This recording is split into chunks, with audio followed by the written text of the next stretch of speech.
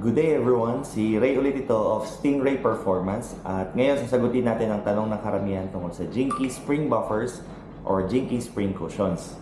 Sa kadalasang tanong tungkol sa Jinky Spring Buffers or Jinky Spring Cushions ay kung nakaka-void ba ito ng warranty. Ang sagot dyan, definitely hindi. So this is a plug and play na accessory na nilalagay in between the coil spring para mas maging maganda ang ride saka mas maproteksyonan ang shocks ng sasakyan natin. So, si original Jinky Spring Buffers ay gawa sa polyurethane material na ginagamit sa mga bushings ng sasakyan, kaya long-lasting talaga ito. Unlike the rubber and plastic material or mixed rubber and plastic material na nakikita natin na nabibili online na sobrang mura, the difference is that yung plastic and rubber material, in time, dahil exposed ito sa init, sa dumi, saka sa tubig, nade-deform or nadudurog siya. Paano ba nag-work si Jinky Spring Buffers or Jinky Spring Cushions? Ang sasakyan natin, ang nag-absorb ng impact primarily is the tires. So nag-compress, once na napadaan tayo sa lubak, ang tires natin ang nag-absorb ng impact. Okay?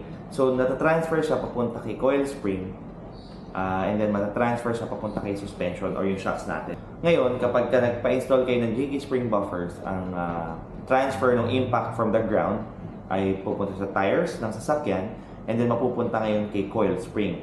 Si coil spring, pag nag-compress, ang i-compress muna niya or mag-absorb ng impact or pressure is si Jinky coil spring buffer. Since polyurethane siya, gummy yung material niya, parang magbabounce siya, i-absorb niya, dahan-dahan hanggang sa ma-transfer papunta kay shocks ng sasakyan ninyo. In effect, yung shocks ng sasakyan ay mas less na mag-function or less na mag-work, which also helps prevent wear and tear. And then yung sa pag-compress ng coil spring, hindi siya biglaan. So, dahan-dahan siya dahil sa polyurethane material na Jinky Spring Buffers, dahan-dahan siya magko-compress.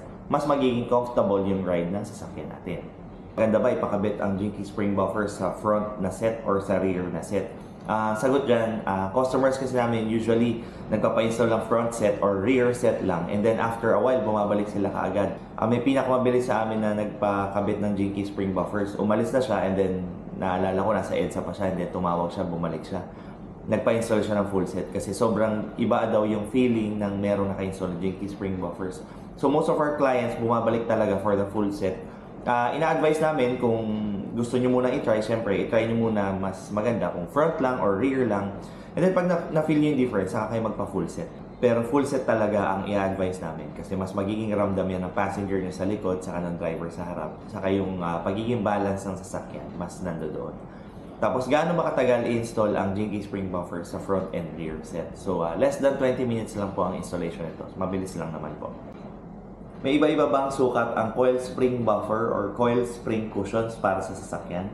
Tama po, iba-iba po ang sukat ng coil spring buffers natin or coil spring cushions. May maliit at meron namang mga sobrang laki. So, nakadepende sa kung anong sasakyan ang kakabitan natin yung sukat ng coil spring buffer natin. Kasi hindi naman pwedeng ikabit yung maliit sa malaking coil spring gap or hindi rin naman pwede at hindi magkakasya ang malaki sa maliit na coil spring gap.